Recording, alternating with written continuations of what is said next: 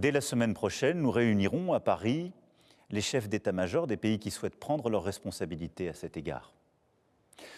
C'est ainsi un plan pour une paix solide, durable, vérifiable, que nous avons préparé avec les Ukrainiens et plusieurs autres partenaires européens et que j'ai été défendre aux États-Unis il y a 15 jours et à travers l'Europe.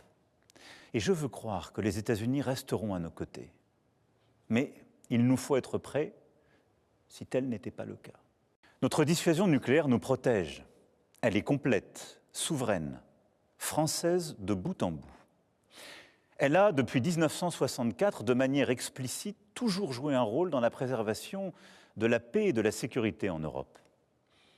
Mais répondant à l'appel historique du futur chancelier allemand, j'ai décidé d'ouvrir le débat stratégique sur la protection par notre dissuasion de nos alliés du continent européen.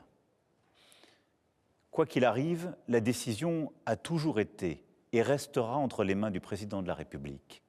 Mais compte tenu de l'évolution des menaces, de cette accélération que je viens de décrire, nous aurons à faire de nouveaux choix budgétaires et des investissements supplémentaires qui sont désormais devenus indispensables. J'ai demandé au gouvernement d'y travailler le plus vite possible. Ce seront de nouveaux investissements qui exigent de mobiliser des financements privés, mais aussi des financements publics, sans que les impôts ne soient augmentés. Nous avons, dès le premier jour, décidé de soutenir l'Ukraine et de sanctionner la Russie.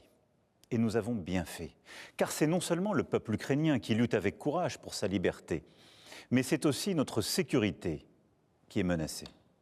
En effet, si un pays peut envahir impunément son voisin en Europe, alors personne ne peut plus être sûr de rien, et c'est la loi du plus fort qui s'applique, et la paix ne peut plus être garantie sur notre continent même. La Russie du président Poutine viole nos frontières pour assassiner des opposants, manipule les élections en Roumanie, en Moldavie. Elle organise des attaques numériques contre nos hôpitaux pour en bloquer le fonctionnement. La Russie tente de manipuler nos opinions avec des mensonges diffusés sur les réseaux sociaux. Et au fond, elle teste nos limites. Elle le fait dans les airs, en mer, dans l'espace et derrière nos écrans. Cette agressivité ne semble pas connaître de frontières.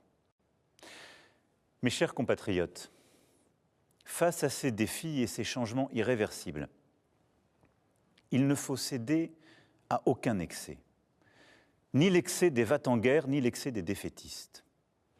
La France ne suivra qu'un cap, celui de la volonté pour la paix et la liberté, fidèle en cela à son histoire et à ses principes.